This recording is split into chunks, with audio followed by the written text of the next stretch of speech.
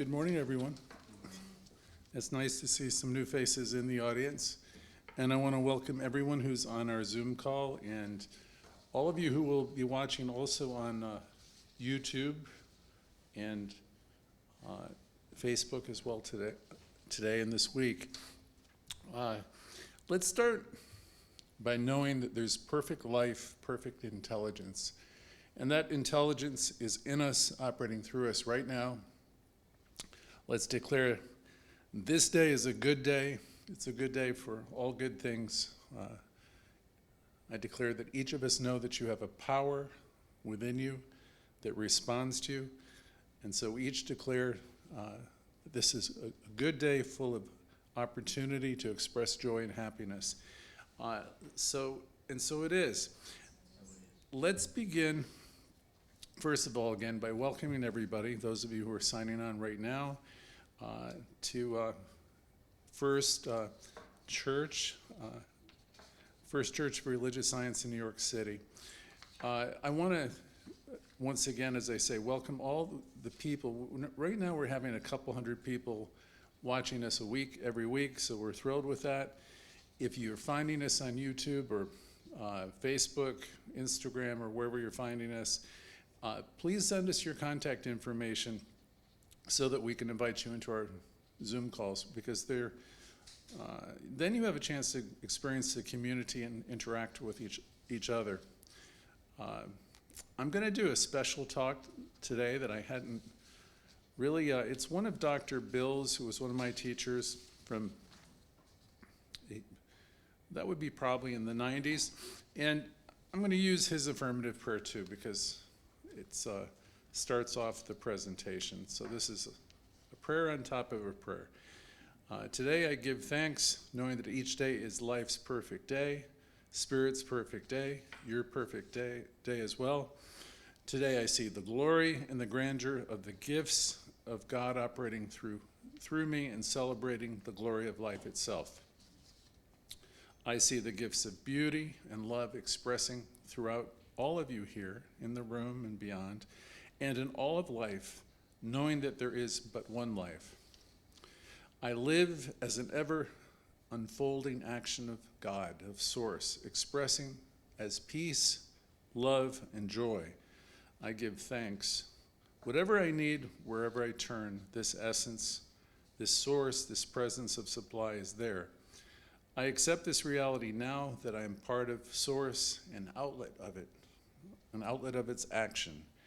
My spiritual awareness, my connection of the one power and presence empowers me in every way, and in my acceptance of this flow of prospering action. And it manifests in my life. And for all of this, I give thanks. And so it is again.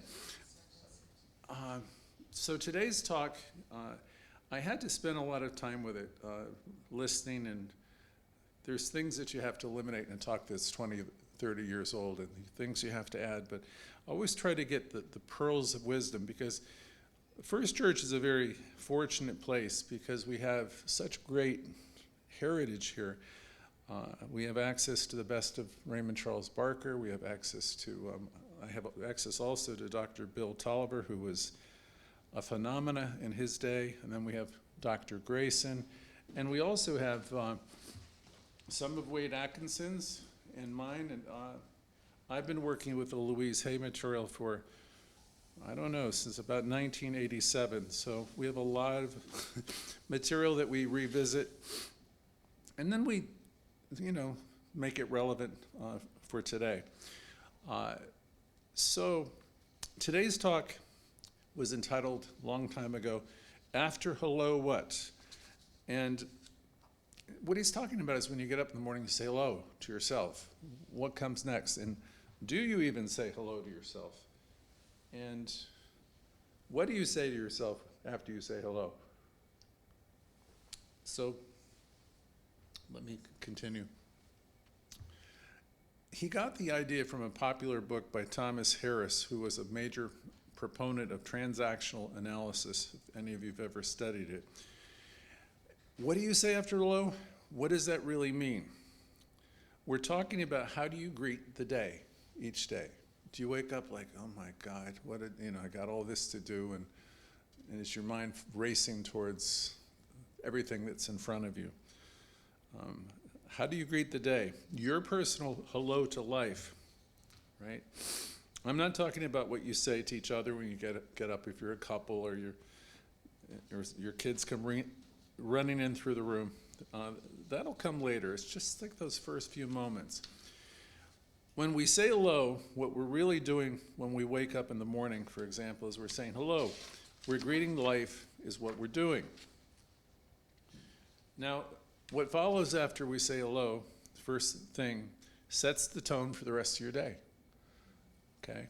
Just as when you meet an interaction with somebody and you say hello and they say hello back to you and all of that, what follows immediately, to a very great extent, has set the tone. So you might have woken up feeling really good, and then you get into a conversation and someone says something and it's disturbing or it isn't disturbing. Okay, that's how the day, you've set the day with these kinds of what he called transactions.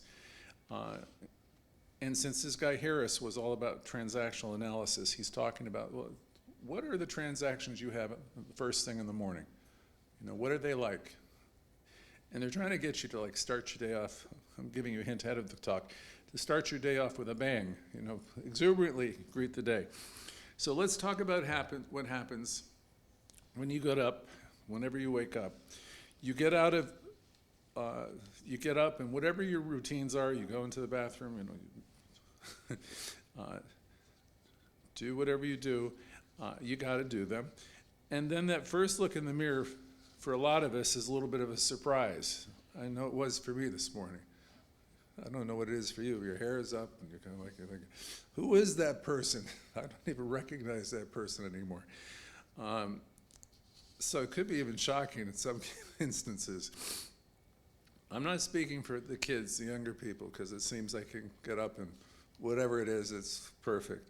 And it's perfect for us too, but it's shocking sometimes. So you might look in your face and say, who are you? I don't really quite recognize you anymore. I was looking at a picture that someone had taken 10, 20 years ago, and I thought, my goodness, that person doesn't really look like me anymore. It doesn't feel like me anymore. And I looked and I thought, well, that image is younger for sure, but I don't think that person, I don't know if I even like that person anymore. I don't necessarily identify with that person anymore.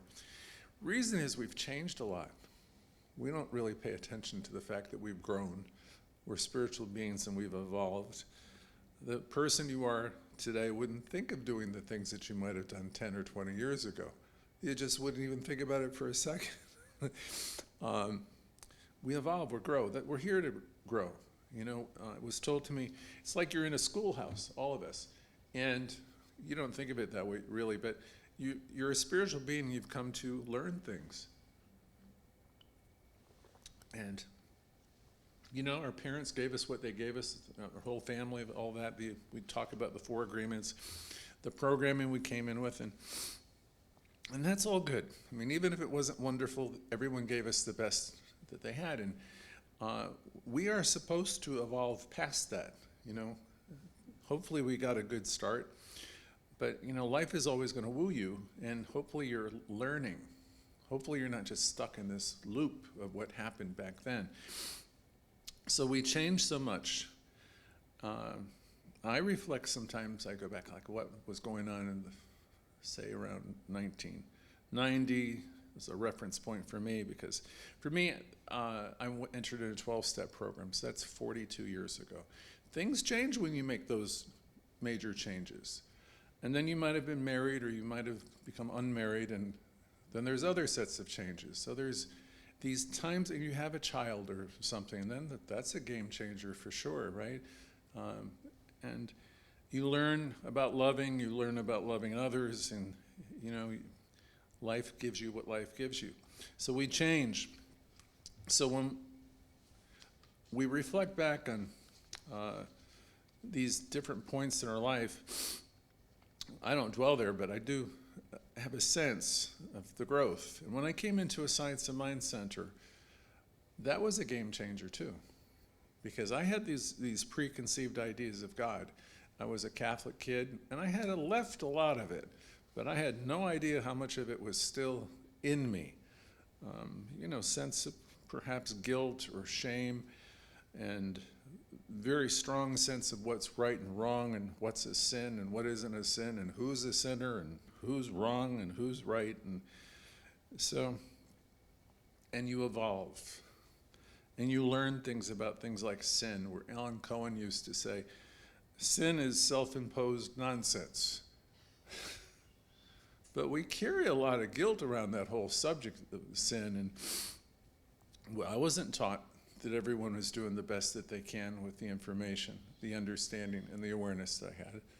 I was taught who's wrong and who's right, and I had an idea of a lot of sins, So we come into this teaching and we eventually drop so much of that, and we understand how we start to learn to love ourselves, essentially, and to drop the critical thinking, all that negativity.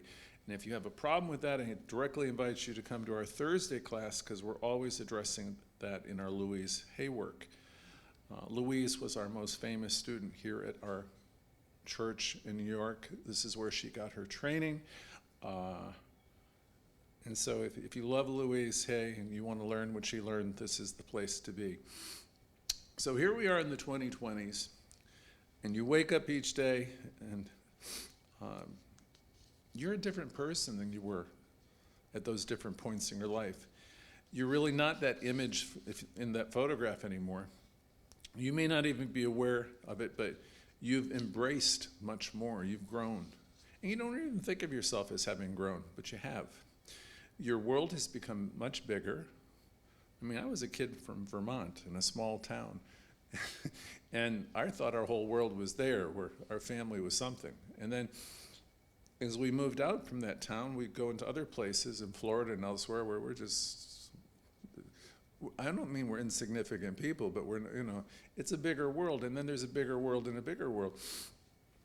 So you grow, you evolve, hopefully.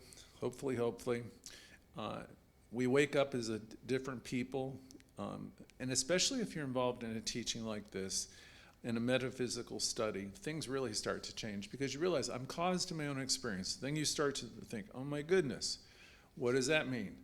I am caused to my own experience, which means I can really radically change my life if I am willing to stop blaming other people, talking about other people, and realizing I'm here to express joy and have some fun, and I can create a different experience in my job. I can create a different experience in all my relationships. I can create just about anything. I can heal. I don't have to take every person I meet as an authority, and that could be everyone from a spouse to a boss to a professor to a doctor. All of these people are in my life to serve us, right? To serve me, and I can love them. But the thinker in my life is always ideally going to be who? Right, you're the decider. That's one of the great gifts of Ernest Holmes. He said, you have executive power. You have power within you that you can use. So, and it responds to you if you really wake up and realize I have this, what we call divine authority. So we wake up as different people. If you're involved in the study and you stay with it, right, things will start to change.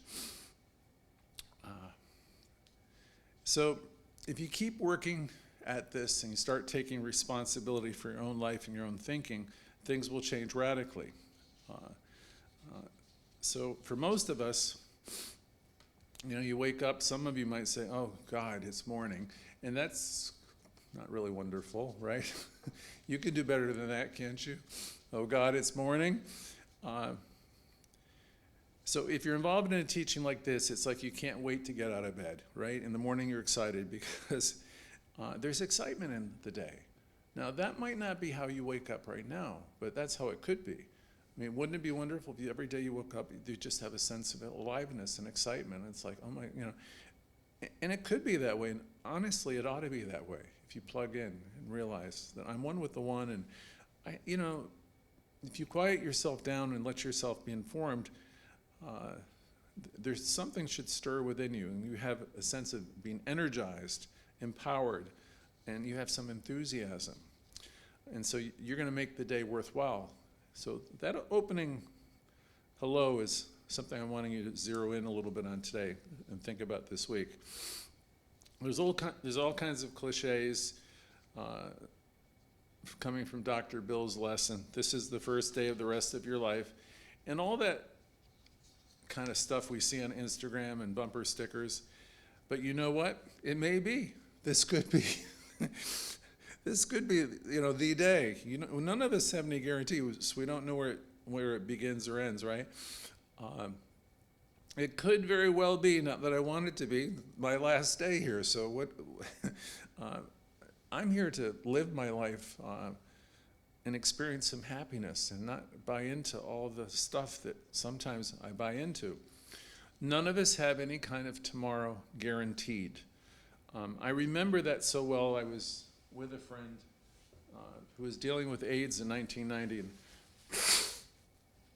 the person had some IVs and all kinds of things, and it was New Year's Eve, and I was just overwhelmed with what was going on with the individual. And he had the old things, intravenous tubes and all that. He says, it's New Year's Eve, I'm going out. I don't know about the rest of you. And I thought, I just want to lay around and just get through it, right? And he said, this is not a dress rehearsal we're living. He says, you better seize the day, whatever the day is. I thought, what a lesson that is. So I promptly got dressed and, okay, I'm going to go out too. You learn lessons from people in the strangest places in your life. Not that I want to be morbid, but, this could very well, or tomorrow, you don't know. I'm watching the TV. I hate to watch news much. But things happen all the time. They really do. And be determined when you wake up and make this day something, because we don't know when we don't know how many days or years we have, but we could put a lot more living and life in them. So we don't have our tomorrows guaranteed. And Dr. Bill said, thank goodness we don't know, when we're going to check out, except for those that do it on purpose. So what's your greeting for the day? What's it going to be for? Well, today you could start your day over and say, what is my day going to be like for the rest of today? That comes from some of the 12-step programs, which always say, it's never too late to start your day over. So if you've had one of those days already, stop, take a pause, and start having a conversation with the most important person in your world and say, okay, enough. This happened, that happened, stop. I'm going to start right now. Raymond Charles Barker famously said, he's the founder here, yesterday ended last night, so or it's never too late to start your day over. So thinking about tomorrow, what tone are you going to be setting with your consciousness when you first get out of bed in the morning? And that's after you go through whatever you go through, run to the John, do all the things you do. I would assume that if you say a great hello, you'd probably be interacting with a family member, a friend, or on the phone, or your dog, or whatever. One must conclude that past that initial meeting, that initial energy exchange you have, then there's a consciousness that's established for the day, right? It's virtually impossible to wake up with a consciousness of getting up on the wrong side of the bed and being overly tired. But we want to wake up and decide this is, here, in other words, you don't want to wake up and say this is going to be a bad day, because if you wake up and say, oh my God, I got all this to do, this is going to be a terrible day, if you're going to do that, it's impossible to think you're going to change, you're going to have a good day throughout the day. We carry ourselves with us. So rather after you say hello, that's after you greet the dawn, when you get out of bed, what about taking a couple of minutes and just, after you take care of those necessities, and just sit down, take a pause. Some of you meditate and quietly ask yourself a couple questions. What do I intend to do today? What kind of day is this going to be? Because if you set an intention and you're centered, It's like you're centering yourself in power that you possess, and you forget that you have it. You set that intention. What are the things you want or need to deal with today that you know about? And then you think, what energy can I bring to them? I'm going to go and I'm going to approach my boss or my job or my supervisor differently. I'm going to drop my, I got something brewing with my significant other. I don't want to do that anymore. You know, what intention? You know, I intend to have peace, right? What dedication, as you think about the day, are you going to bring into the day? What creativity are you going to bring? Do you know that there's some things on your dance card for that day that are going to be unpleasant? If so, what's your intention in dealing with them?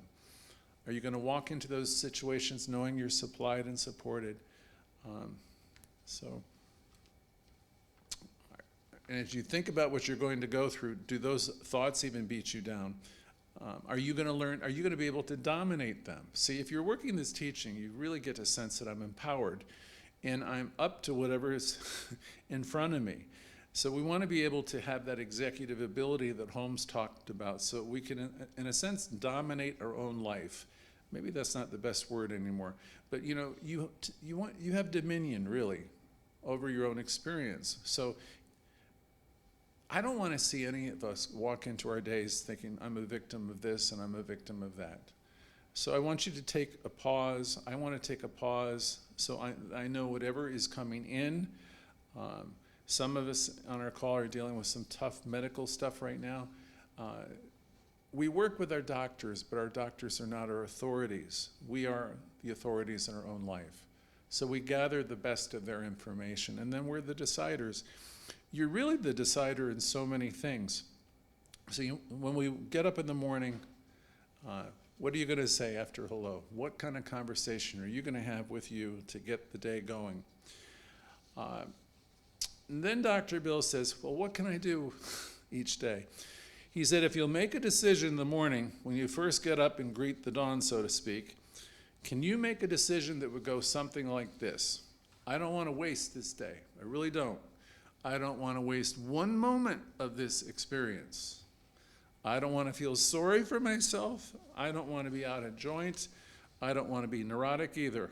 I don't want to be insecure. I want to be empowered. I want to be creative. I want to be loving, and I want to be dynamic. Can you say those things to yourself? I intend to be empowered, creative, loving, and dynamic. Can you even conceive of making such a decision? See, most of us just get out of bed and the whole thing starts and we don't think. So he's suggesting slow that down a little bit, take a pause, get your little cup of tea or whatever you do, and spend a couple minutes with the most important person in your world. So you can center yourself in that energy that you possess and direct it. So he then asks, would you please at least be willing to conceive of yourself as having that power and start experimenting with it, what you tell yourself early on, whenever you get up. For some of you, it might be 10 in the morning or later. It doesn't matter. He says, I don't ask anybody to accept anything on blind faith. And I'm going to say that for every minister I've ever known in this teaching. We don't ask you to accept what we teach on blind faith, right? This is not a religion, and this is a teaching. So we've always said, if you can prove something to yourself, if you can prove cause and effect in your life, then this works. So we teach you your cause to your own experience. If I start thinking positively, if I refuse to be offended, I'm just not going to let, you've heard water off a duck's back. People can say whatever the heck they want to say. They do, and what does that have to do? What does that have to do with you? This was a great lesson. You hear me repeat it often. From a therapist, probably in the 1990s also. She would say, whose problem is this? All the time I'd get that one card every week. Whose problem is this? Because I was always taking everything on like it was my problem. Okay, people are going to say what they're going to say. They're going to do what they're going to do. If you can get to that point where you're practicing this teaching, where you refuse to be offended because you don't have any control over what people, you just don't. Dr. Barker had a famous lesson which was entitled How to Change People. Everybody went to it, but of course he was telling you in the end you can't do it, it doesn't work. The only person you can ever change is yourself. So the invitation this morning is to start thinking about having that centering time in the morning. And what do you do after you say hello to the day? You know, and if you've got like this sinking feeling in the day, that's your work right there. Change that around, right? And say, I intend to be empowered, creative, loving, and dynamic. And I'm more than anything that's going to come my way, because you are. So we don't ask you to just believe us. We're not some type of religion where, you know, we got to bless you and give you penance and give you the sacraments. I mean, you're whole, you're complete. You have within you divine access. You have access to the Most High. You are an individualization of it. So when I was young, or much younger, they told us, you know, we can do our affirmative prayer for parking spaces. And I always thought that was so silly. But what they're trying to get me to do or get me to understand is, you know, I would not have the consciousness to think I could heal everything when I just came into this teaching. But they wanted me to start to see I could do affirmative prayer for small things. And the thing about that is, you'll start to understand that I do have, if I think a certain way, then I'm going to initiate this law of cause and effect. And I'm going to see that it's going to work. So back to Dr. T. He said, I've always said if you can prove cause and effect in your life, then this works. You'll know it works for you. And then the teaching starts working for you. And it really starts working for you. And if you can't prove it, and you're really trying it, if you can't prove that it works, then the suggestion is go find a teaching that works for you. Because it really speaks to somebody who's not engaging it, they're not really believing it. They'll say it, they're mouth words, but they don't really put it to the test. Because this teaching has to work if you engage it properly. Dr. Ike used to say, you can't lose with the stuff we use. You can't, but you got to actually believe what you're saying. You got to bring yourself to a place of belief. So we hope you stay with us, but Dr. Bill was saying if you can't hack it, if you don't want to take responsibility for your own thinking, your own life, then there's probably some other better place for you that will absolve you of your sins and forgive you and, you know, to give you the coddling and all the stuff that you might need. And he went on to say, I don't believe Ernest Holmes or any of my peers, the great teachers of his time, ever suggested that you have to accept anything we say on blind faith. We don't. How could we? You know, each of you are individualizations of God, of Source. So all we're telling you is that you have power that you can use and start to practice it.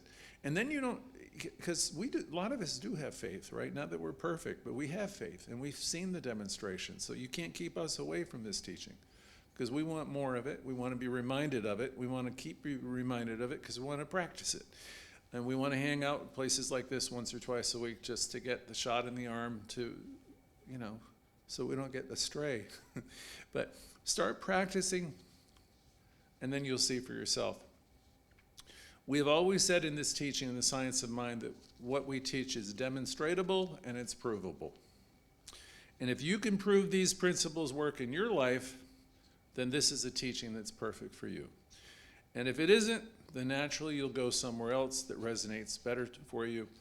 Because you may not be in a place in your evolution, I've learned this the hard way with friends, you might not be in a place where this really works for you yet.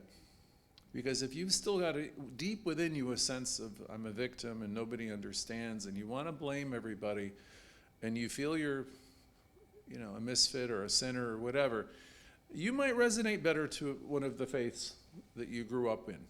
And it's not that anybody's right or wrong either. It's where people are in consciousness. I know when I stepped foot in my first Science of Mind Center, I didn't know what the hell was going on because I was a Catholic boy. I used to do the sign of the cross and all that stuff. And I'm in that center and people are calling God it, what it does, how it works, and stuff like that, and I was in culture shock. But I was also curious, because I knew that those old religions, God, there's a lot of blame and shame and all kinds of things that we all know of that I'm not going to talk about today. And I knew I had to step out of that. And I did give it a chance, and I did surrender a bit, and I was teachable. And I wanted to have a better life. And I met an incredible practitioner in Boca Raton, and she knew exactly where I was. And she knew I prayed a lot when I was younger. I prayed for everything. And most of my prayers just kind of like, nothing happened. And she said, Greg, you were the child of a lesser God. And I said, oh, okay, so what does that mean? She said, you prayed and you prayed for everything, and you wanted, you were a good kid, you were taught to help people and love one another and keep praying, and you pray when you're in trouble and pray all the time. And sometimes God would answer the prayers, it would seem, and more often it seemed like whatever God there was silent. And she explained to me, it was an important time, she said, when you come into this teaching, you encounter a living God, you encounter a divine principle that so loves you, it responds to your every thought. It doesn't miss a one. She says, it doesn't get better than that. You don't petition it, you don't beg it.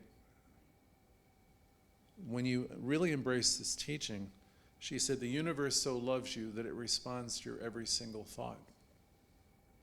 So that was a big lesson. It took me a long time to pull that one in. The universe so loves me that it responds to my every thought. And when you get in touch with it, you realize that Spirit's informing you hour by hour through your conscience, through your aha moments. There's a knowing. You have a connection with this infinite intelligence. It's like an internal guidance system. You can't silence it. You might be able to drown it out here and there, a little bit of noise or crazy living, but it's always there. Some people say it's divine discontent. When you're off course, you're kind of like you are. So we have this great gift in terms of this thing within us, Spirit within. And as we use this teaching, as we practice this teaching, we're going to find out that everything that we utilize is demonstratable and it's provable. And if you can prove that these principles work in your life, then this, if you have the willingness to do a little bit of effort, then this teaching is going to be for you. You're going to get really excited about the possibilities. And if it isn't, then naturally, you'll move on to somewhere else. I've had some of my friends that will move on to psychic places, and they want to find out about their past and their way past, and they're focused everywhere. And that's okay. What we're focused on is living in today, living in the now, and learning to put demands on consciousness and doing things that we can, doing and thinking in ways that will cause action to happen in our life so we can begin to utilize the power we have. So can you imagine for tomorrow morning, the very first moment, first thought you have, take a moment and say to yourself after you've calmed yourself down, I'm going to plan my day right now. And knowing whatever I'm going to think and feel, that energy follows my thought. The universe is responding to every thought I think. So energy follows my thought, and feelings follow my thought. I didn't always know that either. I thought my feelings were everything. Feelings follow my thought, and a thought plus a feeling equals an action. So if I'm thinking something, and I'm knowing something, and I'm feeling it, a thought plus a feeling equals an action. And you have a choice as to what you want to think. It's always up to you. That was one of the great teachings from my own mother. It's entirely up to you. She would say that to me 1,000 times, and now I think back all these years later, she's always right. Because I don't want to be complaining about what do you imagine? Everything. And I'm not a victim of this world, but I would be portraying myself as such. I'd be talking about people, what they're doing to me, and all that stuff, which is a waste of time. You have the choice to contradict a lot of negative thoughts that you have. In fact, that's what we do. We have the ability to change the lesser ideas that we're holding on to, the old resentments, the grievances, the gossip. We have a choice to contradict any and all of that negative thinking and any of that fearful thinking. Dr. Bill, who is the inspiration for this morning, used to jokingly say in class, "You know, a lot of you could use some cosmic brainwashing." And I think, he always said stuff like this. He also put on the marquee of his church, "Don't die dumb." And I thought, how does this man do this stuff? Well, because he's really trying to say, you keep doing this stuff. I mean, we come here and teach you that you can have this great kind of life. And, you leave here and and he's putting it right on the marquee for all the cars to see that go by. Come on in here and we're going to teach you not what to think, but how to think. Don't ruminate on all the negatives, because if you keep thinking the negatives or be chicken little, the sky is falling, if that's what's running inside of you, you're going to magnetically bring all that stuff into your life. So we got to learn how to harness our thinking a little bit. So he said we could use a cosmic brainwash, and he would laugh. And he said some of us could use a mouthwash. I thought, oh, this guy's really too bad. Because he says we got to pay attention to the stuff that comes out of us. The thinking and the speaking. Some of us keep on repeating the same old negative stuff over and over again. And I'd like to say I know better when I do it, but apparently I don't. So that's the consciousness thing too, As we really begin to work on ourselves, some of this internal dialogue starts to shift around and we stop. Every Thursday night, those of you who attend regularly, invariably I get around to the question, what's it been like being you this week? And I'm never trying to get into anybody's personal business. I'm just trying to have you monitor what that chatter has been like. Because I call that the train of causation. That thinking. If you were in AA, they would call it, or NA, stinking thinking. Because that stuff produces your life. You might think it's innocent. Nobody knows what's going on in my head. And that's probably true. But the thing is, that thinking that's going on in your head, life acts upon. So I want to begin to turn that around, right? Because we're always out picturing things we don't want. And it's because we're thinking fearful thoughts and all of that. And you can let a lot of that go. That's why I have a look at that picture of 20 years ago. I might have been young and you'd say, oh, I look good and stuff. But you look at yourself and you really don't there's something unsettling about that picture because it reminds you of what your life was like then. And thinking, oh yeah, no, I didn't. That was kind of like a time that I'm glad has passed. You really start to look, I love myself more now than where I was then. I can admire it. I know all of it was good in a way because it brought me to where I am now. So we keep out picturing things we don't want if we keep thinking the things we keep thinking. If we're entering into this teaching more, you're going to get to be, I'm going to pull from the New Testament, you're going to get to be about the Father's business. That was a story with Jesus when his mother wanted him to do something. I can't remember what it was. And he said he needs to be about his Father's business. In your own life, when you have people around you who are doing gossip and negativity, and you might find yourself doing it too, stop. Just wherever you find yourself involved in it, stop and realize, look, there's a better use of my time and energy here. I don't know if I have today, much less tomorrow. And would I want to have it my last days just be devoted to negativity and stuff? When you could be experiencing from the Course in Miracles and other books, loveliness and peace and joy, all of those choices are yours. I could experience peace instead of any of this stuff that I do. So it's entirely up to us. We can be committed to hearing no evil, speaking no evil, seeing no evil. You don't have to be part of the mess just because your friends are involved in it. You have the choice not to go there. You have the choice to get yourself geared up and know that this thing we call principle or God is not bound by anything that's happened before.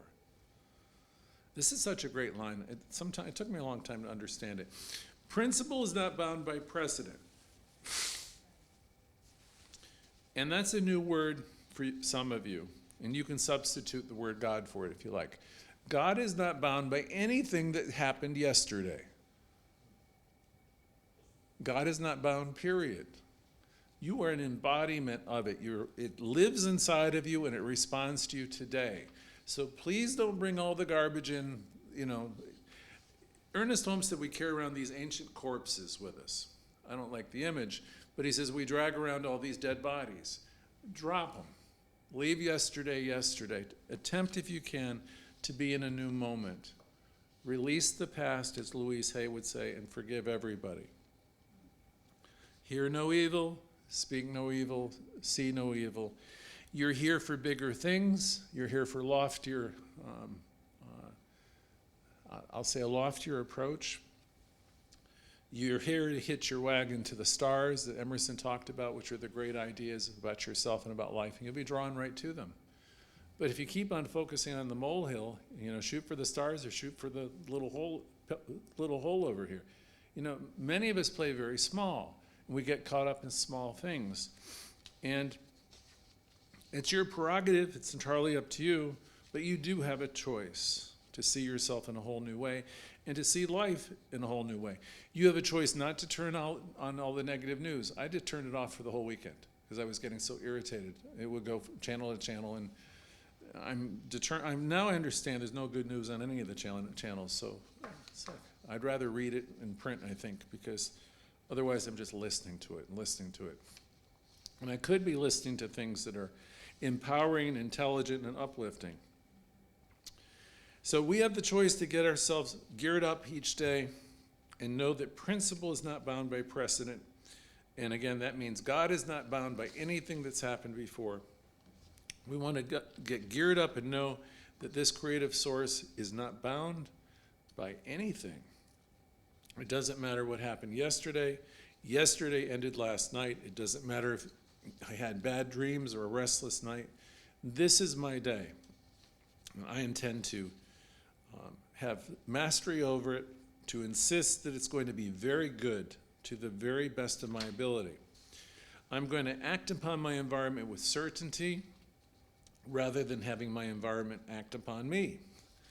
I'm not going to go through the day waiting to see what happens. I'm not going to be waiting to see what kind of response that I get from people.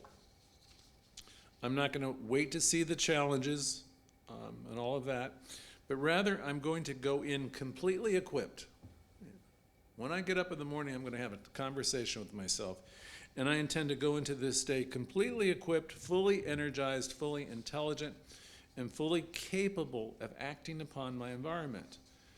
I'm going to challenge the difficult tasks, knowing that there's always the answer within me. There's always going to be a way to work it out. No matter what's going on in my life, in my relationships, or my job, or my health, I'm always going to know that I'm greater than the challenge. There is that which is within me that knows and will know what to do.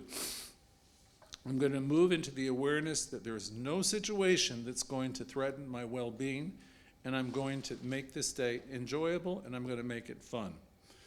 I really think that one of the primary reasons for living is to experience wonder, to have fun, to feel love, to express love, to see it, to feel it, to sense it.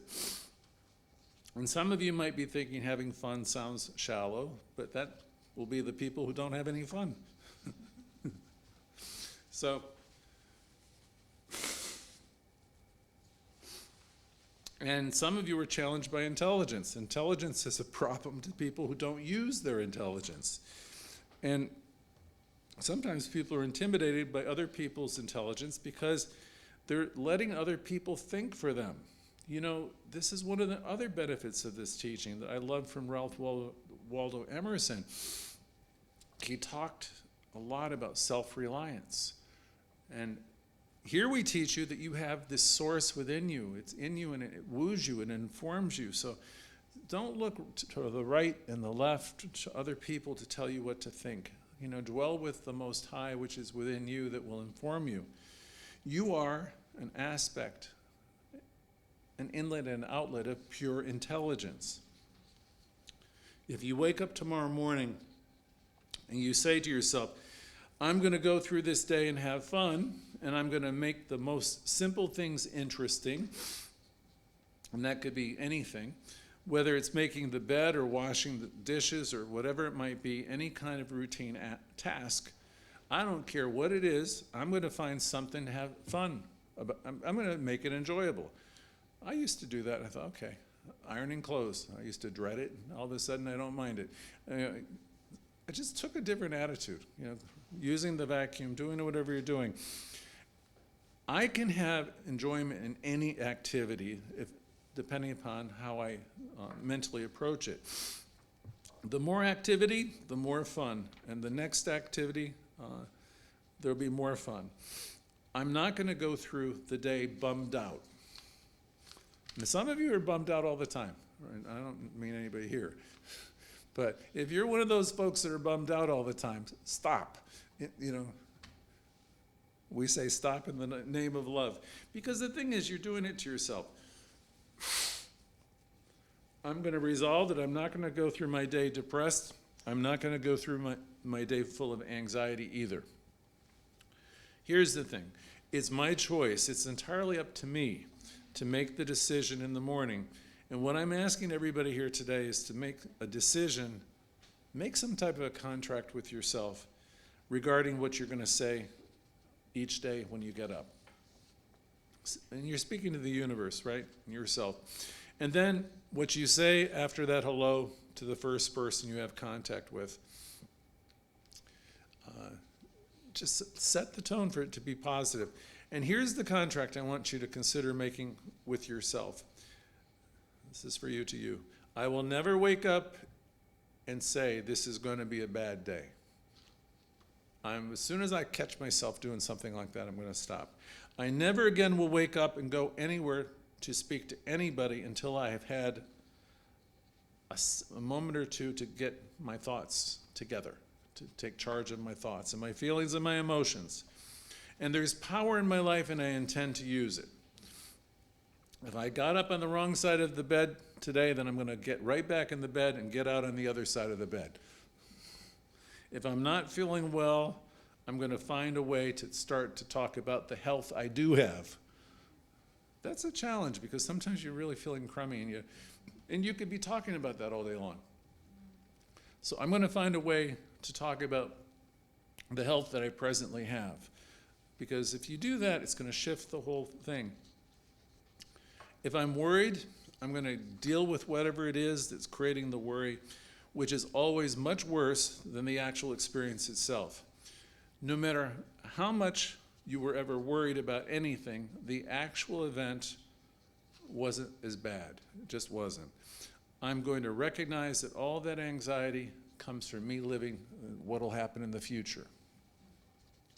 Because if I'm in the now, if I'm here this Sunday, my thoughts are pretty much here and I'm enjoying myself, I'm not going to have anxiety over what's going to be happening tomorrow or tonight. Just be here now.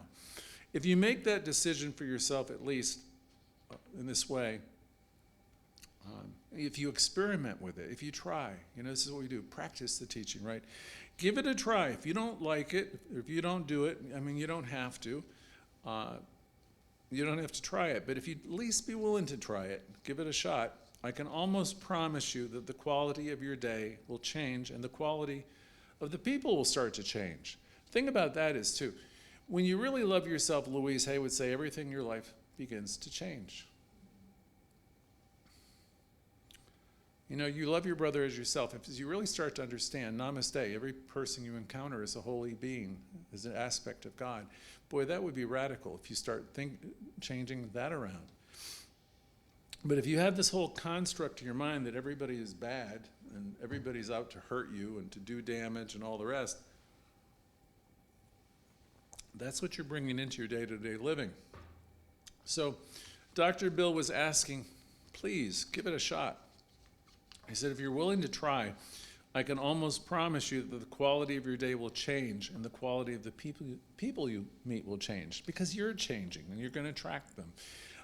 The same ones you met yesterday that you thought were nasty and you considered ill-mannered, all of them start to change. They're going to change right in front of your eyes. Here's the thing. It's not that they really change. You'll change because you won't be reactive. You won't allow yourself to go there and think the negativity. You won't project it because you're going to stay connected. You're going to stay connected with Source. You keep bringing yourself back to know I am one with the One.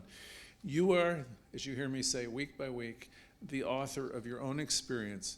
Once you start to really know that, you have this ability.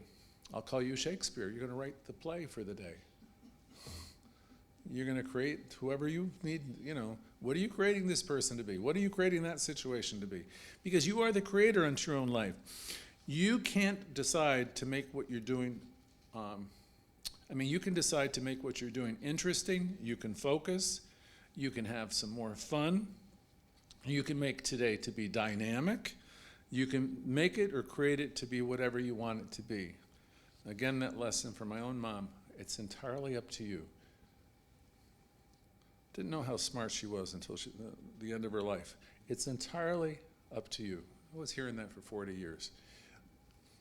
I know there's a few of you, they're still living in a world of ain't it awful, and I'm not talking about the few of you that are going through something that's tough right now, because I know a few of you are really dealing with some major situations, but even for you who are, and I know some of you because I've spoken to many of you the past few weeks, you have whatever you need within you to deal with whatever is going on.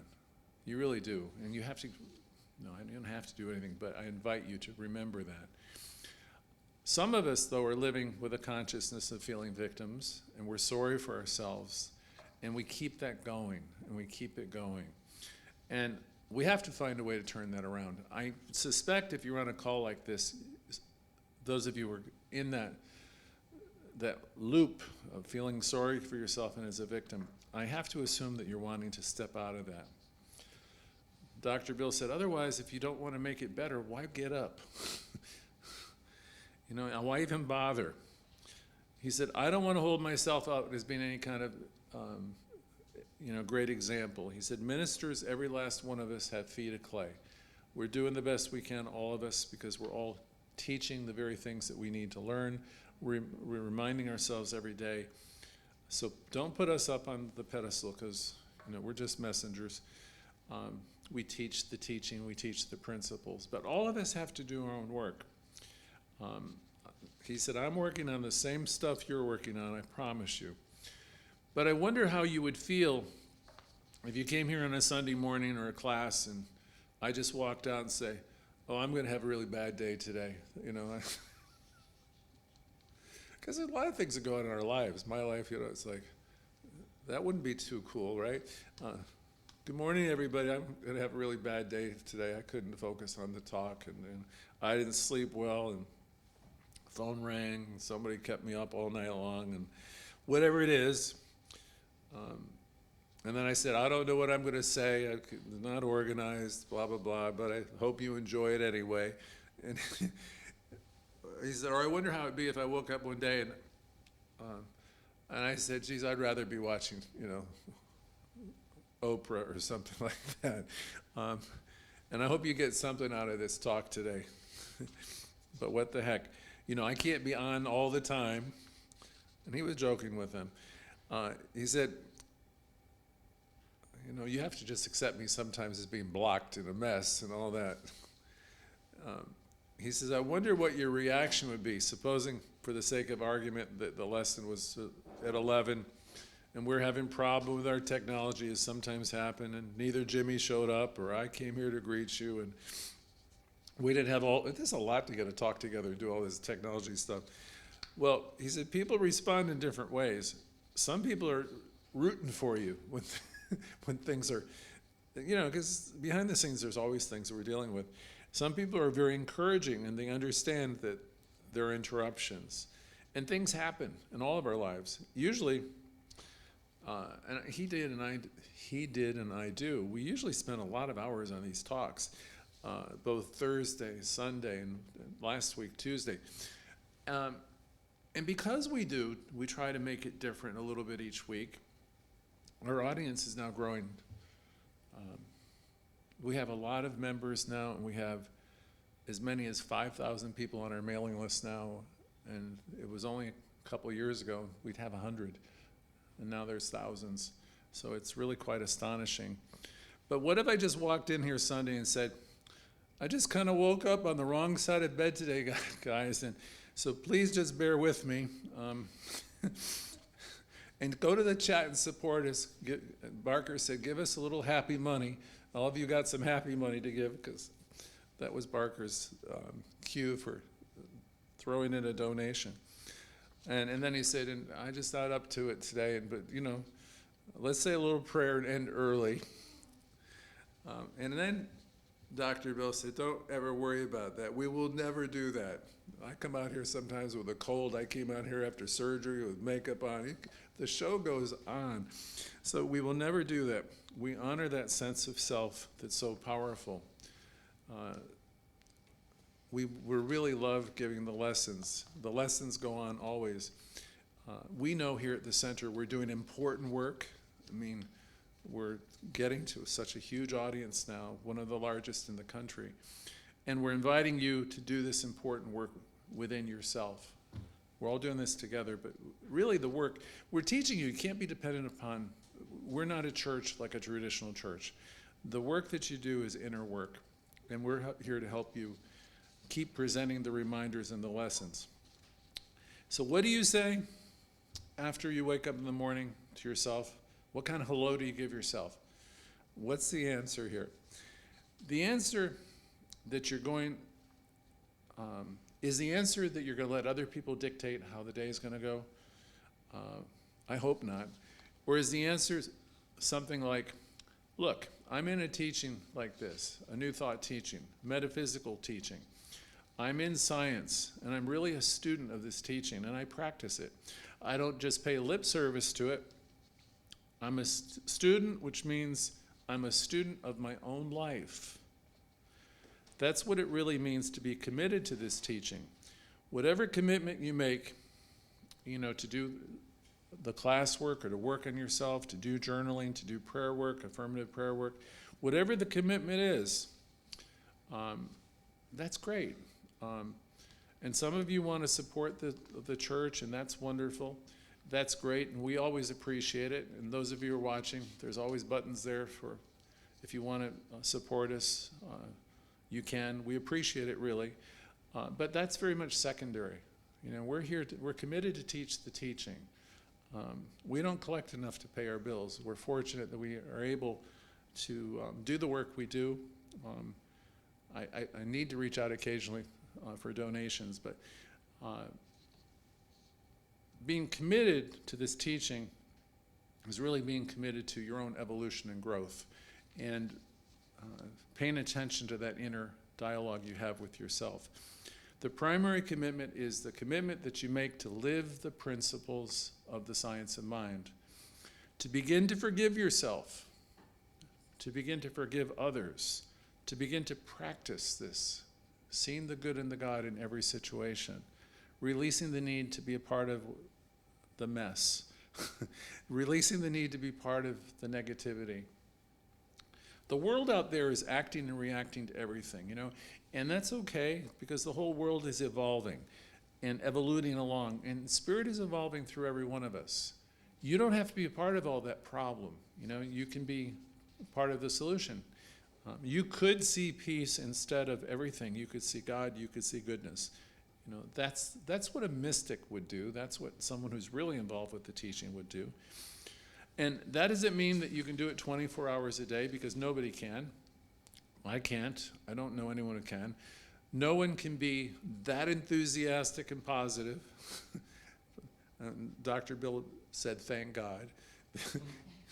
He said, because they would be intolerable. But to the very best of your ability, you're going to become aware that when you get up in the morning, this is a gift today. If you can summon that up each day, then the lesson has been a hit. Tomorrow and today is not an imposition. So why live like it's an imposition? It's a gift. No matter if it's got some challenges in it, it's still a gift. You have what it takes. It's not a sentence, it's a gift. Okay? This is a gift, and the gift is also is that you have free choice. You can choose your thoughts. And when you choose the thought, the feeling will follow. Or you can allow the old thoughts, as many people do, to come up and then watch the feelings follow them, and you can stay in this loop, and it goes on and on. And some people call them old tapes, or loop. You can do that. I mean, I don't know if there's the good that comes from it. Now, if they're good thoughts, that's wonderful. But if your old thoughts are negative, and that's what tends to be for a lot of people, this isn't so wonderful. If you're going to do that, you're kind of surrendering your life, your autonomy. So you have choices to make. One of them is to make your life fun, interesting, exciting, creative, dynamic. Or you can live, Dr. Bill said, from a perspective of life is terrible, and it's all going to hell. There's no future for anybody, and he said, ain't it awful, and it sucks. Wasn't very much ministerial language for the 1990s. He says you can say life is terrible, it's, nothing's the same, and you just lose faith in life, and he says then you pass on. He said you have the choice, though, to get up each and every day and say this is going to be the day that the Lord has made. And there's a gift here, and the gift of choice. I have the gift of choice in it. Or say, I have no control, no power, I can't do this. Just let the chips fall where they may. He said, but once you make the commitment to yourself, to your own evolution, your own well-being, your old belief system will not want to honor that commitment, by the way, because when we start thinking this type of thinking and practicing it, things kick up, because there's a part of you that will resist all this. There's a part of you that doesn't want to change. It wants to keep you thinking things like, oh gee, my old faith, maybe some of my old faith was right. This is scary, this idea of taking the reins of my own life. Maybe I should go back over there and do that stuff. Maybe I should go over and do this or that. You might be inclined to do any other thing. You might be inclined to do anything rather than love yourself. You might be inclined to do anything rather than approve of yourself. You might be inclined to do anything other than assume the responsibility of your own life. It's kind of easier to, turn your power over to other people in the short run. You might want to do anything other than realize that you're the author of your own experience. Now, I like to wake up oftentimes, as I do, especially recently, and realize the pages of my book are not yet written. One of my dear friends in Florida always used to say, the final chapter hasn't been written, even though it might have been hell for the past couple of years. Yesterday ended when? Last night. The final chapter has not been written. And even if you got a history means his story. Even if you keep coming from this always was this way and therefore I am, that's a bunch of nonsense, right? I'm not bound by history. Today is my page, and I have a right to write that page, to author it to be whatever I want. And at the end of the day, if you don't like what you've written, you get to do what? You get to rewrite it again. You wake up tomorrow. Now, I'm a product of 12-step programs, and we had this thing called a 10th step, which is basically kind of like in your mind, go through a daily review. What are you going to say in your journal of life? What are you going to say? Let me move on to his closing thoughts. What are you going to say? Hello, life. How come I'm here? Isn't this awful? This place is terrible. I want to move to the West Coast. I want to move to the East Coast. I want to move somewhere. Maybe the Midwest. Maybe Canada would be good. I want to go anywhere except where I am. I want to change my job. I can't stay at my job. My relationship's questionable too. I can't stand this person, that person, and all of this stuff. people all the time were complaining about their jobs to Dr. Bill. And he used to say, I never really knew that you were supposed to have a job so people would like you. I always figured you were supposed to have a job to earn a living. And you did your social stuff somewhere else. Anyway, if you're caught up in a lot of, I don't like this person, that person, or this situation, my supervisor doesn't understand me. He said, I don't know that they're supposed to. He said, he says, you get paid what you're worth. And he said, if you bring more into your life and you add more value to whatever you're going to do, he said, the universe has no choice but to compensate you. So rather than look to get, his suggestion was, look to give. You keep looking to give, and he said, you may not get it from this job, it'll open up someplace else.